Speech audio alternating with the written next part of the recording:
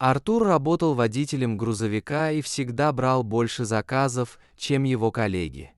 Дома его ждала дочь, которой требовалась дорогостоящая операция. Но он не смог накопить необходимые деньги. Семья узнала о том, что Катя больна почти сразу после ее рождения. Из-за болезни в ее теле продолжали расти кисты, и единственным способом спасти ее была дорогостоящая операция. Артур и Маша сказали врачам, что обязательно найдут деньги. Времени оставалось не так много, всего несколько лет. Врач объяснил, что они не могут больше ждать. К тому времени, когда ребенку исполнилось 3 года, ситуация могла стать необратимой. Поэтому операция должна была быть проведена до этой даты. У семьи не было денег, чтобы заплатить. Все, что им нужно было сделать, это спастись. Им потребовалось 1,5 года, чтобы собрать чуть больше половины необходимых средств. Время еще было, а Артур всегда был на работе, работал до поздней ночи. В тот вечер он направлялся домой, чтобы забрать очередной заказ. Была зима, и дорога была немного заснеженной. Видимость была нулевая. Мужчина сбавил скорость и теперь направлялся к ближайшей деревне. Он уже был виден, тусклый огонек вдалеке. В темноте и на заснеженной земле было почти невозможно что-либо разглядеть. Дорога была освещена лишь в нескольких метрах впереди. В этот момент Артур заметил фигуру посреди дороги. Он ехал медленно, поэтому притормозил. Он понятия не имел, что произошло. Через окно он увидел длинные волосы женщины. Он пытался докричаться до девушки, так как боялся выйти в неизвестность. Но она не ответила, и ему пришлось выйти из комнаты. На улице он попытался привести незнакомку в чувство, но она едва откликнулась. Она слабо пошевелилась и открыла глаза. В них ничего не было. Он знал, что должен срочно доставить ее в больницу. На ней почти не было одежды, только тонкая футболка и нижнее белье. Артур подхватил ее на руки и понес в каюту. Там он включил обогреватель на полную мощность и завернул девушку в ее куртку. Затем он направился в ближайшую больницу. Прошло много времени, прежде чем незнакомка пришла в себя. Постепенно ее бледная кожа приобрела цвет, и мужчина спросил ее имя. Девушка представилась Алиной. Но она не спешила отвечать на вопрос, как она оказалась голой в метель на пустынной дороге. Она сказала, что это плохая история, и она не хочет ее рассказывать. Артур настаивал, ему нужно было знать несколько деталей, когда полиция начнет его допрашивать. Тогда Алина решилась на краткое объяснение. Конечно, ее слова ничего не прояснили. Как рассказала девушка, ее увезли муж и его друзья.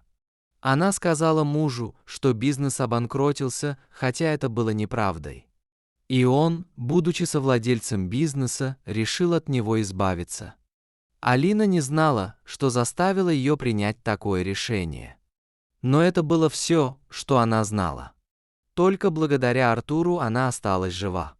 Попутно мужчина пытался понять, почему ее муж вел себя так, как вел, но не пришел ни к каким выводам. Через час они приехали в больницу, куда он обычно привозил свою дочь. Врачи немедленно оказали медицинскую помощь пациенту, состояние которого было тяжелым. Ее руки и ноги были обморожены, и она плохо себя чувствовала после долгого пребывания на холоде. Доктор спросил девушку, кто такой Артур. Он рассказал ей, что произошло, и объяснил, что видит ее впервые. Он не сообщил о ней в полицию, потому что думал, что сначала ей нужна медицинская помощь. И он это сделал. Врач сказал, что сам позвонит властям, и попросил его дождаться приезда полиции. Мужчине нечего было скрывать, поэтому он остался в больнице. Правда, он не смог бы сказать ничего полезного, но все равно должен был хотя бы попытаться что-то объяснить. Вскоре прибыл полицейский и допросил Артура. Он рассказал ему только то, что услышал от девушки. Информации было немного, и вскоре его оставили в покое. Он смог вернуться домой к жене и дочери. Своей жене он объяснил, почему ему пришлось задержаться. Маша была рада, что он оказался в нужном месте и спас девушку от верной смерти. Утром ему позвонили из больницы и попросили приехать еще раз. Алина очень хотела познакомиться со своим спасителем, и он ей не отказал. Она находилась в отдельной комнате и сразу же начала благодарить Артура за спасение ее жизни. Конечно, он был смущен ее благодарностью. Тем более, что он не сделал ничего особенного, просто оказался в нужное время в нужном месте. Он не мог проехать, любой бы помог. Но девушка все равно поблагодарила его. Она узнала, что он часто бывает в этой больнице со своей дочерью. Артур словно сорвался с места. Он начал рассказывать ей о болезни Кати и о том, как они пытаются собрать деньги на операцию. Когда он вышел из комнаты, у него было плохое настроение. Мужчина понял, что он спас незнакомку, но не может помочь своей собственной дочери. С деньгами по-прежнему было туго, да и времени почти не было. Прошло несколько дней, и ему снова позвонили из больницы. На этот раз это был главный врач. Он сказал, что получил деньги, чтобы оплатить операцию. Теперь им оставалось только прийти в клинику, чтобы назначить время и сделать все необходимые анализы. Артур был в шоке. Он не мог представить, откуда берутся деньги. Но он понимал, что просьба об операции была удовлетворена и его дочь можно спасти.